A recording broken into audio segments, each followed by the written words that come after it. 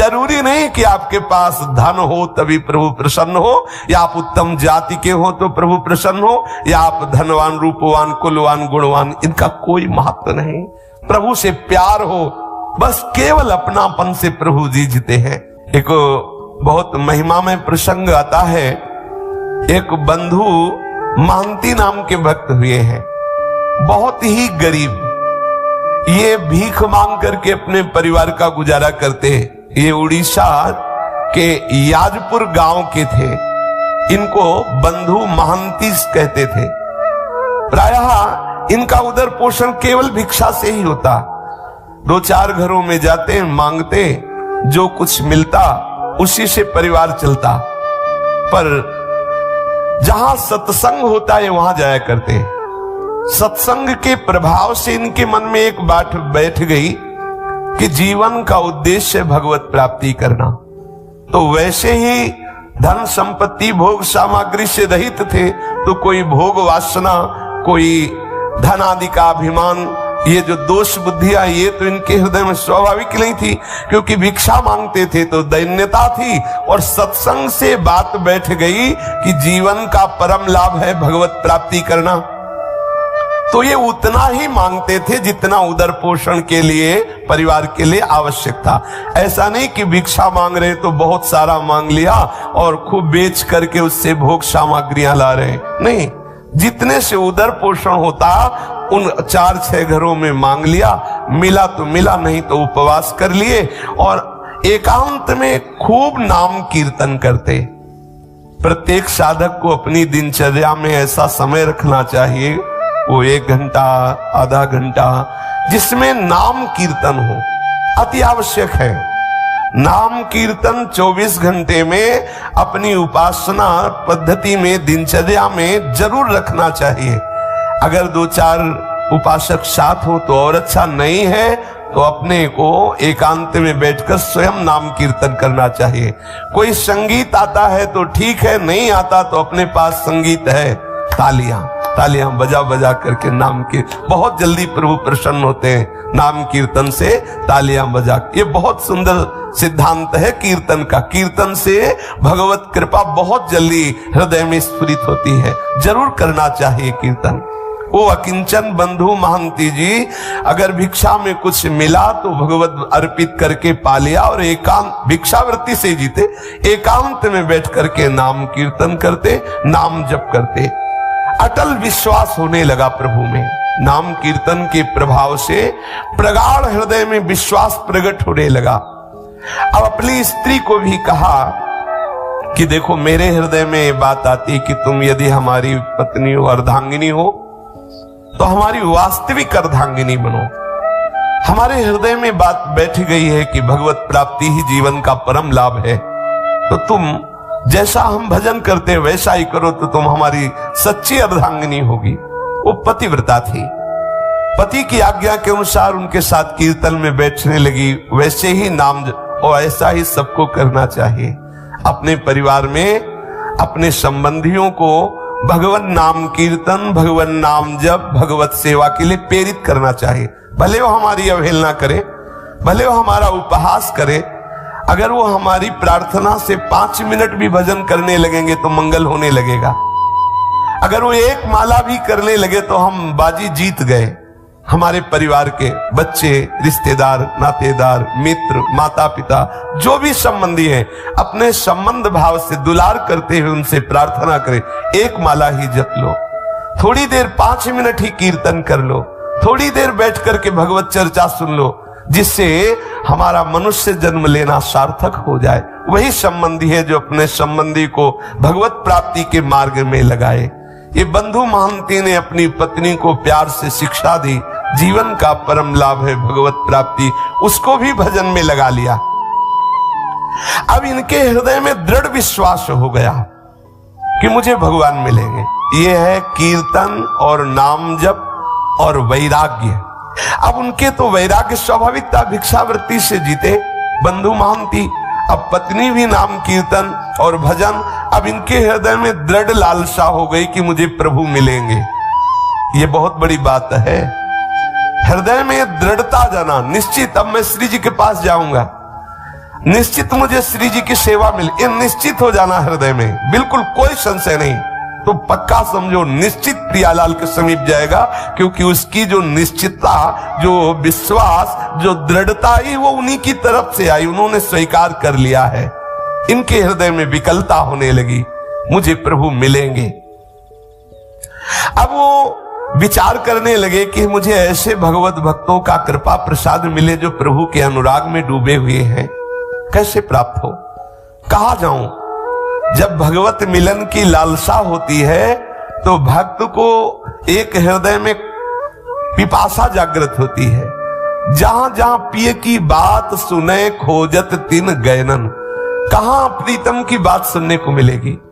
कोई प्रीतम का प्रेमी मिले जो मेरे प्रीतम के रूप को सुनावे, प्रीतम के गुणों को सुनावे, प्रीतम की आसक्ति की बातें सुनावे, मुझे वो प्रीतम का मार्ग बता दे जिससे मेरे प्रीतम मेरे नेत्र गोचर हो जाए। नाम कीर्तन करते हुए, नाम जप करते हुए, वैराग्य पूर्वक रहते हुए सत्संग का सेवन करने से हृदय में दृढ़ता आ गई कि मुझे प्रभु मिलेंगे।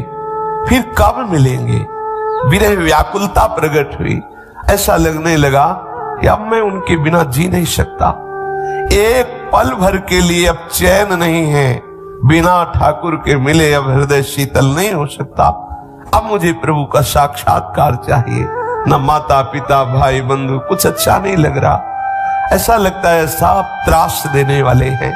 ना घर अच्छा लग रहा है, ना कोई मित्र अच्छा लग रहा है, ना कोई संबंधी अच्छा लग रहा है। जैसे चाक घूमती रहती है ऐसे बस चित्त नंद नंदन के सी चरणों से लेकर मुखारविंद तक, मुखारविंद से लेकर सी चरणों तक चाक की तरह घूम रहा है। बस हृदय में एक ही लालसा होती है, कब वो मिलेंगे, कब मुझे हृदय से लगाएंगे, कब हंस कर कहेंगे तू मेरा है। बस इस विकलता से उस उपासक का हृदय तड़पने लगता है जो नाम जप, नाम कीर्तन, सत्संग और राग रहित होकर के समस्त संबंधों का फल है कि हमें प्रभु भक्ति में सहयोग मिले। यदि हमारी प्रभु भक्ति में सहयोग नहीं मिल रहा तो तजिए ताहि कोटि बैरी समजद्य परम स्नेही, वो कितना भी स्नेही संबंध हो, परम स्नेही संबंध हो, हमें उसे करोड़ों दुश्मनों के समान त्याग देना चाहिए। ये जीवन केवल केवल भगवत प्राप्ति के लिए है। लोग हंसते हैं, श्याम स्नेही आई, अर्थात ये भक्त, देखो ये भगत है, ये भगवान के लोग हंसी उड़ाते हैं, लोग त्रास देते हैं, मैं सब कुछ सहूंगी, लेकिन हे नंद नंदन, हे कृष्ण, हे करुणा सिंधु, आप हमारे सामने आ जाओ, आप मंद मंद मुस्कुराते हुए तू मेरी है ऐसा कहो, मुझे हृदय से लगा लो। ऐसी विकलता प्रकट होने लगती है। वो बंधु महंती के हृदय में ऐसी ही व्याकुलता प्रकट हो गई। अब उसके हृदय में ये दावानल चैन नहीं लेने दे रहा है। जैसे किसी कंगाल के हृदय में बहुत बड़ी संपत्ति की इच्छा हो जा, उपाय कोई दिखाई न दे, ऐसे ही इसके हृदय में भगवत प्राप्ति की चाह और कोई ऐसा उपाय नहीं मिल रहा कि जिससे मुझे प्रभु मिल जाए। व्याकुलता, कोई ऐसा प्रेमी भागवत मिल जाए, कोई ऐसा राह बता दे, कोई ऐसी बात बता दे जिससे मेरे प्रभु रीझ जाए और मेरे नेत्र गोचर हो जाए। जिसके श्याम धनी है उसके बराबर धनी कौन हो सकता है, क्योंकि प्रतिपल वो श्याम धन का चिंतन करता रहता है। हालत ये है कि शरीर में जो कपड़ा है सैकड़ों गांठ लगी हुई है, फटा हुआ कपड़ा जो गांठों से जुड़ा हुआ है और शरीर दिखाई दे रहा है। ऐसा तो वो वस्त्र धारण किए क्योंकि भिक्षावृत्ति से जीते हैं। घर में रज के पात्र है, एक टूटी सी झोपड़ी है और पत्नी, और कई कई दिन भिक्षा में अन्न भी नहीं मिलता, भूखे रहकर के समय व्यतीत करना होता है, पर ये बड़े आनंद पूर्वक है। जैसे श्री देवर्षि नारद जी ने कहा कि जरूरी नहीं कि आपके पास धन हो तभी आप दान पुण्य करके भगवत सेवा करके भगवत प्राप्ति कर सकते हैं। देखो हालत है, बिल्कुल धन नहीं है, खाने के लिए भी नहीं है।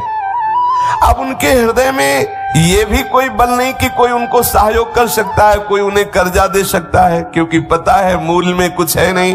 तो जिसको पता होता है कि वो वापस नहीं कर सकता, वो कर्जा भी नहीं देता।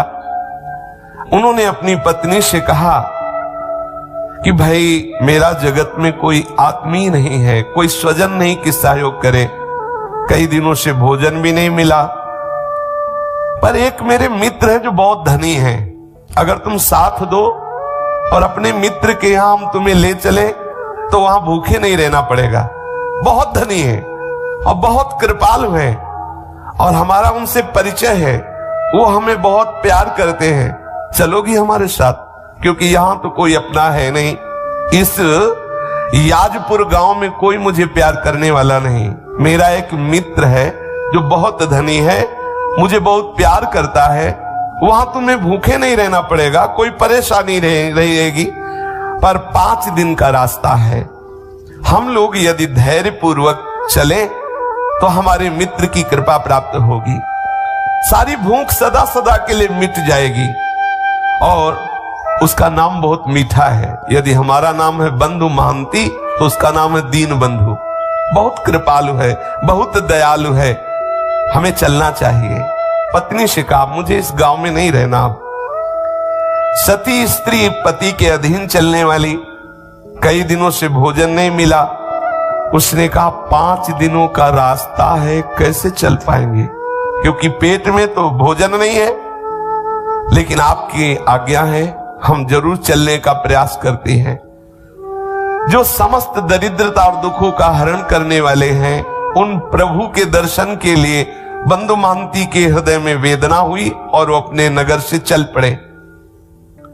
एक छोटी लड़की भी थी, एक बच्चा, दोनों को कांधे पे बैठा ला, पत्नी को साथ लिया और जब बहुत विकलता होती क्षुधा की तो पानी पिला देते या कोमल कोमल पत्ते लाते, अपने बच्चों को पत्नी को देते, इनको खा लो, भगवान कृपा करेंगे, हमारे भी दिन बदलेंगे, धैर्य पूर्वक हमारे मित्र के पास चलो। देखो जो भक्त होते हैं उनको हर परिस्थिति में अपने प्रीतम ही याद आते, जैसे सुदामा जी ने अपनी पत्नी से कहा था, है हमारे एक मित्र द्वारिकाधीश है, बहुत बड़े हैं, आप चिंता मत करो।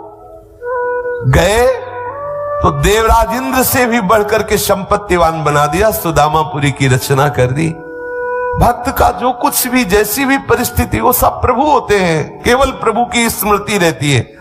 आप देखो कई दिनों से भोजन नहीं मिला, 5 दिन की यात्रा है, पत्नी और बच्चे भूख के कारण चल नहीं पा रहे हैं, तो कोमल कोमल पत्ते लाते वृक्षों के और कहते खा लो, पानी देते, इसी से काम चला लो। चलते हैं, हमारे मित्र बहुत हमें प्यार करते हैं, वो दुलार करेंगे। बंधु की जो पत्नी और पुत्र वो कोमल पत्ते खाते, बंधु मन ही मन रोने लगता, हे घट घट के वासी, हे अंतर्यामी, मैं तो सह सकता हूं, मेरे बच्चे मेरी पत्नी ये कैसे कष्ट में हैं, प्यारे इतनी कृपा कर दो कि मैं आप तक पहुंच जाऊं। ऐसा ना हो कि मैं यात्रा ही ना पूरी कर पाऊं, अंदर से वो विकल हो जाता है, बस मुझे प्राण निकल जाए, बस आपके दर्शन करते ही तो कोई परवाह नहीं, लेकिन आप तक पहुंच जाऊं, इतनी सामर्थ्य देना बच्चों में और पत्नी में और मेरे में भी। दर्शन करने की एक लालसा मुझे जीवित रख रही है। मैं मृत्यु के भय से भयभीत नहीं हूं, लेकिन तुम्हें बिना देखे मृत्यु आ जाए तो मुझे अच्छा नहीं लगेगा। एक बार तुम्हें देख लूं, फिर भूख से भी प्राण निकल जाए तो कोई बात नहीं है। अन्न ना मिलने के कारण मैं नहीं रो रहा हूं, मैं इसलिए रो रहा हूं कि मैं आप तक पहुंच जाऊं। हे विश्वंभर, जल थल स्थल कोई ऐसा नहीं जहां तुम ना हो, मेरे को सामर्थ्य देना। बिल्कुल धन नहीं, देखो खाने को भी नहीं है, लेकिन हृदय में प्रभु के ही मिलन की चाह है। विश्वंभर, तुम्हें पाकर के ही हम धनवान हैं, तुम्हें अपना मान करके ही हम आनंदित हैं। भले हमारे प्राण भूख से विकल होकर निकल जाएं, मुझे इसकी परवाह नहीं, एक बार मुझे मिल जाओ, इतनी सामर्थ्य दे दो कि मैं एक बार तुम्हारे दरबार तक पहुंच जाऊं। ये यद्यपि मैं कहने का अधिकारी नहीं हूं, क्योंकि भांति भांति के जन्म जन्मांतरों में पाप किए हो, पर स्वामी तुम मेरे हो ना, तुम मेरी त्रुटियों को क्षमा करके, मेरे अपराधों को क्षमा करके, हे विश्वंभर मुझ में इतनी सामर्थ्य दो, मैं आप तक पहुंच जाऊं। मेरे नाथ, आज मनमोहिनी छवि देखने के लिए मेरा मन व्याकुल हो रहा है। मैं कैसे शीघ्र से शीघ्र तुम्हारे श्री चरण कमलों का दर्शन पाऊं। मैं समझूंगा कि ये जो मुझे परिस्थिति आई है, इस परिस्थिति की कृपा से मिलन की चाह हुई है। मैं इसे ऐसा नहीं मानूंगा कि आपका हो करके ऐसी दशा को प्राप्त हो। मैं समझ रहा हूं ऐसी दशा को प्राप्त हो तभी मैं आपका हुआ हूं, इसलिए ये भी मैं कृपा मानूंगा। हे सुरमुनि वंदित चरणारविंद वाले प्रभु, मुझे एक बार ऐसी सामर्थ्य दो कि मैं आप तक पहुंच जाऊं। वो स्त्री बच्चों को साथ लेकर के, फटे पुराने कपड़े हैं और मिट्टी का पात्र हाथ में है, बच्चों को लिए हुए आगे बढ़ रहा है। परिवार सहित लड़खड़ाते हुए 5 दिनों की यात्रा करके श्री पुरुषोत्तम क्षेत्र भगवान जगन्नाथ जी के धाम में पहुंचा और श्री मंदिर के दूर से दर्शन करके ही भूमि पर गिर पड़ा। मेरे मित्र आगे, मेरे प्रभु आगे। और प्रभु का स्वभाव जो जैसे प्यार करता है उसको वैसा ही अनुभव कराते। दूर से ही जगन्नाथ जी के दर्शन करके साष्टांग लेट गया, वहां भूमि में लौट रहा। ओ कृपालु प्रभु के दर्शन हो गए। अपनी पत्नी से कहा, देखो देखो ये मेरे यार हैं, जिनके लिए मैं कह रहा था ना कि मेरे मित्र, ये हमारे मित्र हैं, ये हमारे प्रीतम हैं, ये हमारे दीन बंधु स्वामी हैं। अब पत्नी के हृदय में उतना अनुराग तो नहीं है, पर इस बात से सुख मिला कि अब यहां भरपेट भोजन भी मिलेगा, भक्तों का संग भी मिले, और इसको कि मेरे प्रभु ने कृपा की, मुझे सामर्थ्य दी कि यहां तक आ गया। अब मैं अपने यहां प्राण छोड़ूंगा, अब मुझे यहां आनंद मिलेगा, क्योंकि प्रभु के चरणों में प्राण छूटे इससे बढ़कर क्या लाभ। प्रभु का धाम है, सामने प्रभु है, फिर तो प्राण भी छूट जाए, कोई परवाह नहीं। अब वो देखते देखते ही थोड़ी देर दर्शन हुए, सिंह द्वार के सामने आकर आनंद आवेश में मगन है। कौन पूछता है उसको? पत्नी पुत्र फटे पुराने कपड़े एक कोने में खड़े ठाकुर जी को देख रहा है। सिंह द्वार पर बड़ी भीड़ है, बच्चे भूख से व्याकुल है, पत्नी भूख से व्याकुल है। वो भगवान के दर्शन करके खड़ा है। थोड़ी देर में देखा पट बंद हो गए, कोई पूछ ही नहीं रहा, कौन पूछे। उसने अपनी पत्नी से कहा, धैर्य रखना, मेरे मित्र बहुत लोग आए हुए हैं ना, उनसे मिल रहे हैं। पत्नी से कहा, आओ पीछे चलते हैं। मंदिर के दक्षिण की ओर जहां से जगन्नाथ जी के प्रसादी का धोवन, जैसे पात्र आदि धोए गए, तो वो फेन आदि निकलता है पीछे से, उस नाले के पास गए, उसे पेज नाला कहते हैं। वहां जाके बैठे और कहा कि देखो चिंता मत करो, स्वामी के घर आ गए हो ना, अब चिंता की बात नहीं है, और बहुत करुणामय है। देखो ऐसा करते हैं ना, बहुत भूख लगी है ना, इसमें जगन्नाथ जी के पात्र धोए जाते हैं, प्रसादी पात्र धोए जाते हैं, ये पानी वहीं से आता है, अपने लोग पीते हैं और आनंद से बैठकर यहाँ कीर्तन करते हैं। कितना धैर्यवान भक्त है। अब उसी जो ठाकुर जी की प्रसादी जल वहां से निकलता है, पात्रों का प्रक्षालन का, उसी का फेन आदि लेकर ऐसे बच्चों को पवाता है, पत्नी को पवाता है और स्वयं लेता है। बोला देखो कल सुबह जब मंदिर खुलेगा ना, तब प्रभु के दर्शन होंगे, कुछ ना कुछ प्रसाद मिलेगा धैर्य पूर्वक, और वो प्रसादी जल पीता है। देखो हम लोग कितने भाग्यशाली हैं कि प्रभु का प्रसादी जल पीने को मिल रहा है। धैर्य बनाता है और आनंद मगन हो जाता है, पेट भर करके वही जल पीता है। अब कौन उसे देखे, वो पीछे एकदम एकांत नाले के पास बैठा, वो आनंद मगन होकर के प्रभु का चिंतन कर रहा है। पतिव्रता के मन में बात आ रही है कि ठीक है, इनके मित्र कैसे हैं वो तो मुझे पूरा परिचय नहीं, लेकिन मुझे मित्र कैसा मिला ये मुझे परिचय है। मुझे कैसा पति मिला, कैसा अनुरागी पति मिला, कैसा धैर्यवान मिला। देखो ये है प्रीता। और उन्होंने कहा कि आप बिल्कुल धैर्य पूर्वक रहिए, मुझे बिल्कुल कोई कष्ट नहीं है, आप जिसमें राजी है मैं उसी में राजी हूं।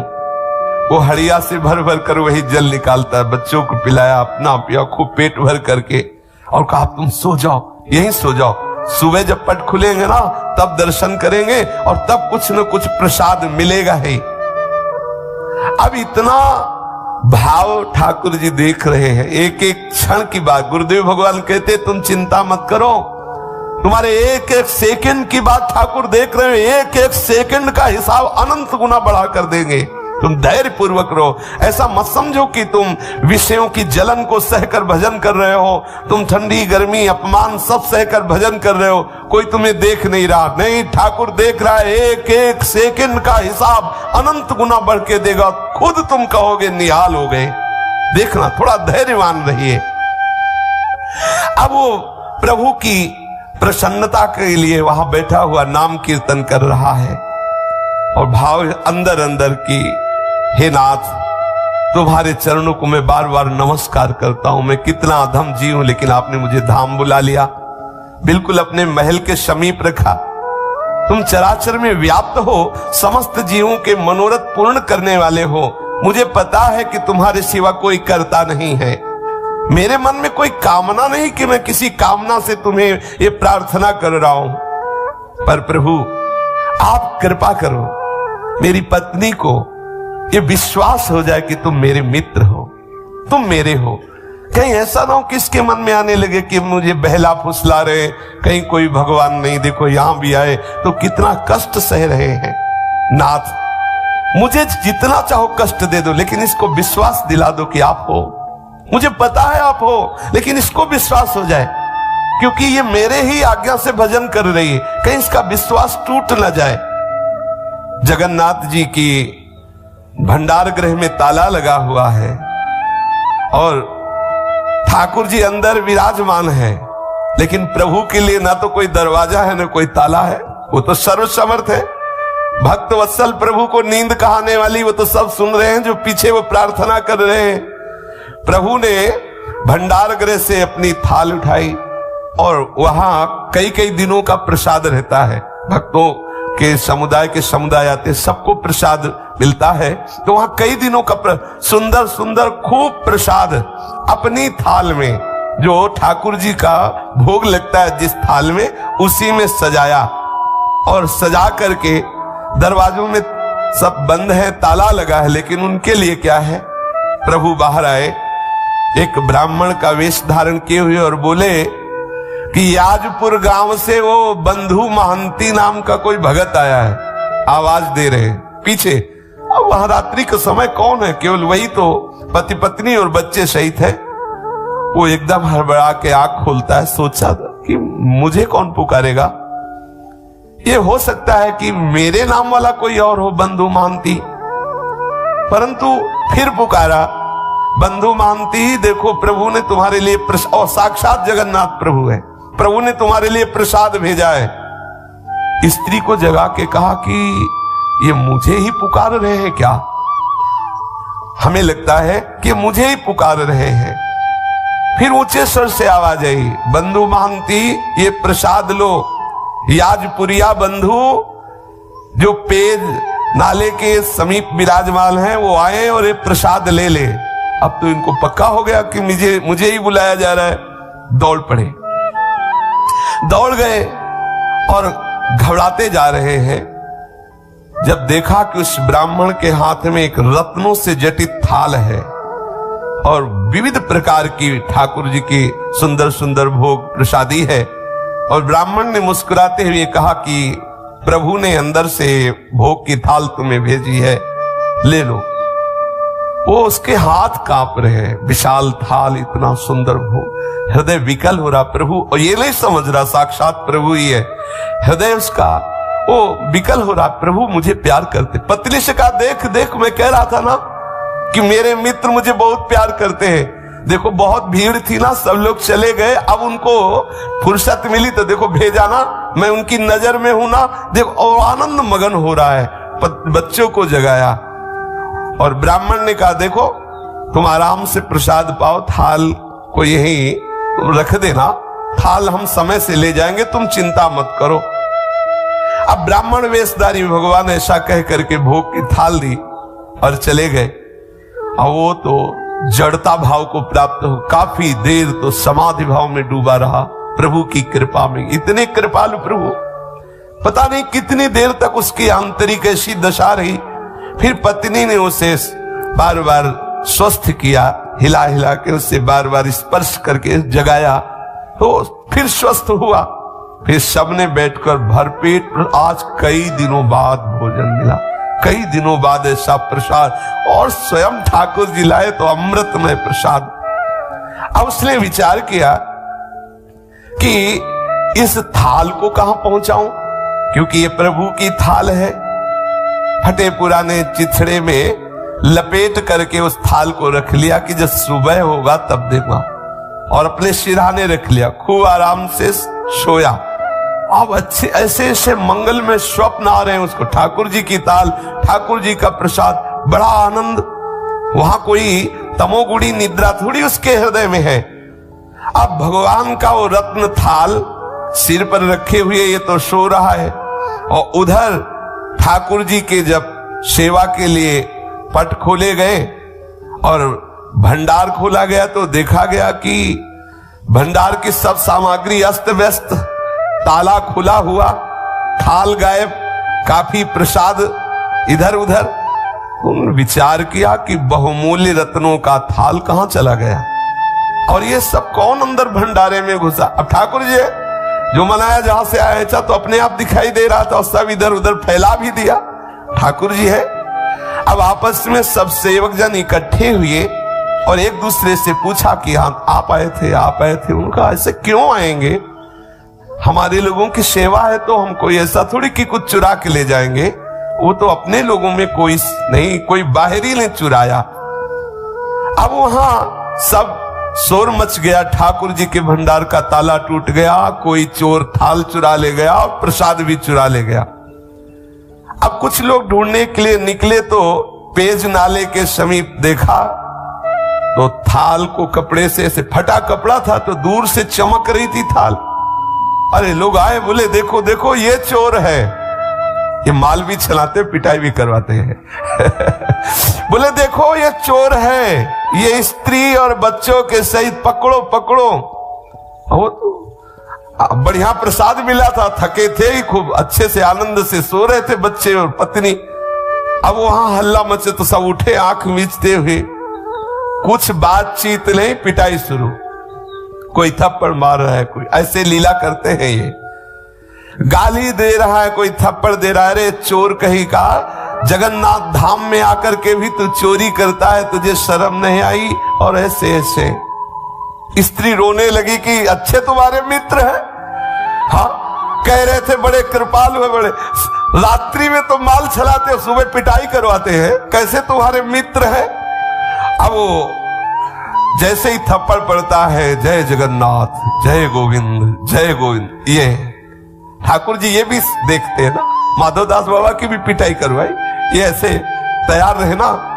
अगर फूल माला पढ़ के जय हो तो कभी ऐसा भी अवसर आ सकता है, ये पिटाई का भी स्वाद, तो तैयार रहे ना।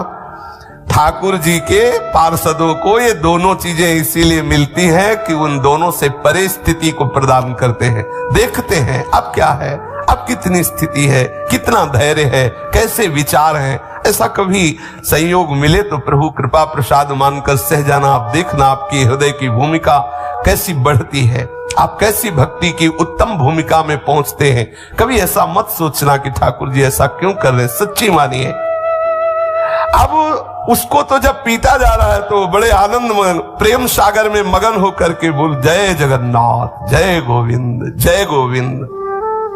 मानो गीता जी का सूत्र उसके जीवन में प्रकाशित हो रहा है, यस्मिन स्थितो न दुखेन गुरुणापि विचाल्यते।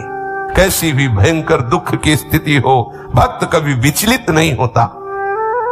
कोतवाल ने पूछा कैसे तुम्हें थाल मिली, तो उसने कहा विचार कीजिए, मुझे तो पता भी नहीं कि थाल कहां रहती है, मुझे पता भी नहीं कि भोग कहां रहता है। मैं तो याजपुर गांव का हूं, वहां से यहां दर्शन करने आया था। कोई रात्रि में एक ब्राह्मण आया था, उसने मुझे थाल दिया, प्रसाद दिया।